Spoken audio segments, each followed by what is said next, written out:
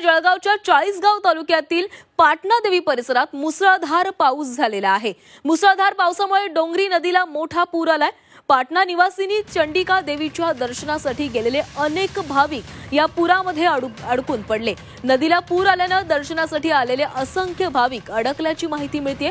नदीच्या मध्यभागी अनेक भाविक अडकलेले आहेत। पाटणा परिसरात मुसळधार पाऊस झाल्याने नदीच्या पाणी पातळीत मोठी वाढ झाली आहे।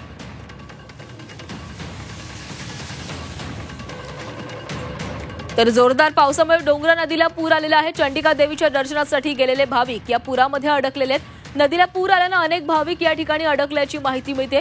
मुसळधार पावसामुळे नदीच्या पाणी पातळीमध्ये वाढ झाली आहे।